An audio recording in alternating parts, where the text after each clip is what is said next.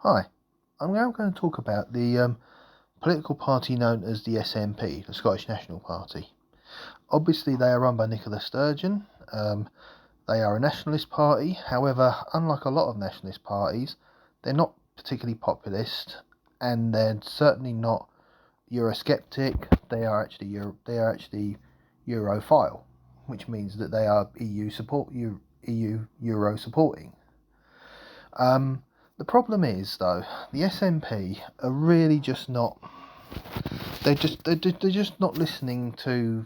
They only listen to what they only tell their people what. The fact is, the SNP really don't listen to anyone. They listen to what Nicola Sturgeon and her cohorts want. They don't listen to their own people really, but they play on their own people because their own people want to be independent from the UK. Well, a lot of them want to be independent from the UK. I wouldn't say all of them, and I personally wouldn't say more than 50% of them. Actually, to be honest with you, I mean, a lot of Scottish people are pro-independence, and a lot of them are also pro-EU. But which obviously was noted back in the referendum, because 62% of Scottish people voted Remain and 38% voted Leave. But when you look at it, 1.6 million voted Remain and 1 million voted Leave. So for a start, there is a million of Scottish people who don't want to join the EU. So Nicola Sturgeon is completely freezing those people out. And when you look at the Scottish constituencies, the constituency of Banff and Buchan, which is on the northeast coast of Scotland in the Grampian region, which includes the towns of Peterhead, Fraserburgh, and I think Huntly as well. That area actually is very Eurosceptic because of the fishing industry. Because obviously, like the rest of Britain, a lot of the fishing industry voted to leave. Now, let's have a look at what another second independence referendum would mean for Scotland. A second independence referendum basically has got to be agreed by the UK courts. Then Nicola Sturgeon has then got, and then if she succeeds in that, which she may or may not, it depends what the UK courts think.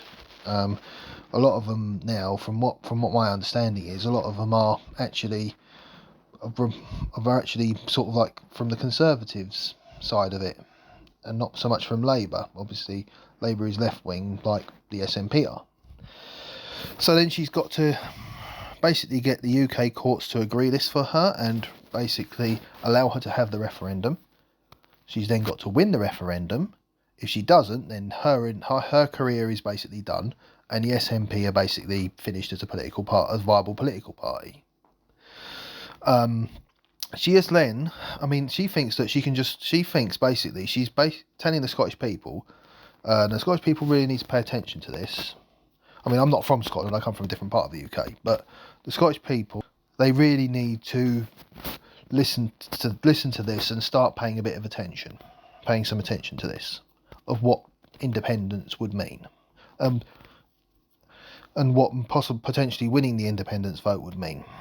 Well, first of all, she's then got to negotiate with a withdrawal from the UK, which means she's going to lose trade with England, Wales, Northern Ireland, and also the Commonwealth countries as well, like Australia, for example, and some parts of the Caribbean and other parts of the world.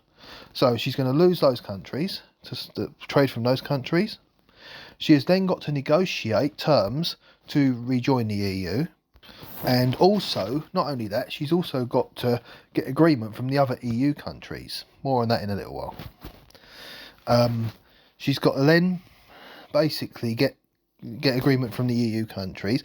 All of that is going to take time, which will not be on the SNP side if they do leave the UK, because it's their economy by then is going to be in a pretty bad state.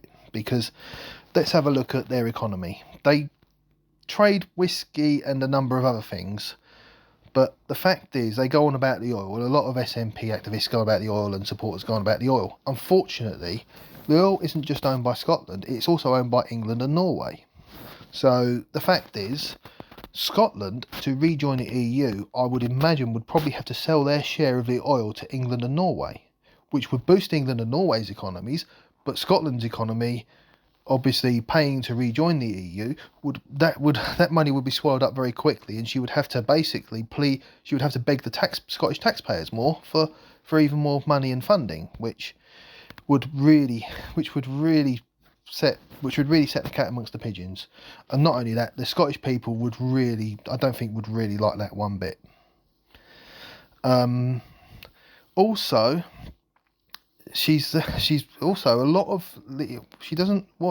realise, what the Scottish people are sort of, what she's playing down to the Scottish people, is a lot of the other European countries are not big fans of the EU. Italy are definitely ones, Austria are another.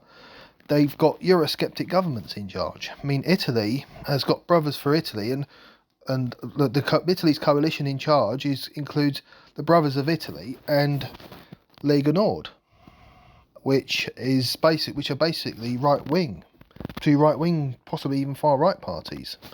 Now the problem is that also, not only that, she's got to convince it in a way.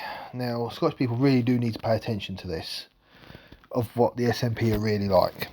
They're not the nationalist, independent, supporting people that they think they are.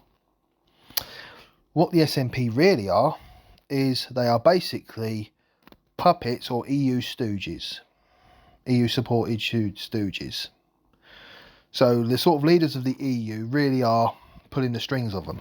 Obviously, you'll see that in the picture that I've put up.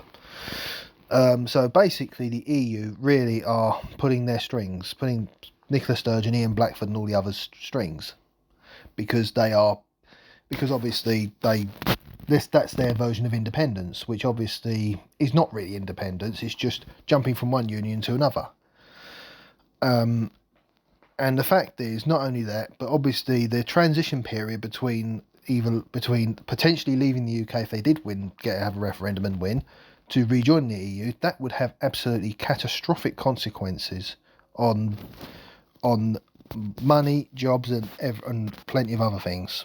And also, it may put, from countries in the Commonwealth like England, Wales, and etc., that could really put Scotland at a disadvantage through having to trade with them, because a lot of countries in the Commonwealth may not fancy doing business with them anymore. I mean, they might, I don't know, but they might not. So anyway, Scottish people really need to listen to that, because why they're going out supporting the SNP, because the SNP are not the nationalists and not the independents and patriotic people supporting people that the Scottish people really think they are. They are just EU based. They're basically just EU stooges, and obviously Scottish people need to realise that, and they need to think about that when they vote in the next election, which will not be too long now, hopefully. So yeah, like I say, the Scottish people really need to have a long, hard think about who they really want running their government and sort of like their country. Would they rather be part of a UK which is really, really strong and obviously quite strong financially? Well, relatively strong financially. Obviously, current government is in a real mess at the moment, but I think personally things will hopefully sort themselves out soon. Although with Truss in charge, you can't really trust that. But the problem is, leaving the UK could be even worse for them. So all I'm going to say for the Scottish people is one very well-known phrase: be very careful what you wish for. Take care, everyone. See you soon.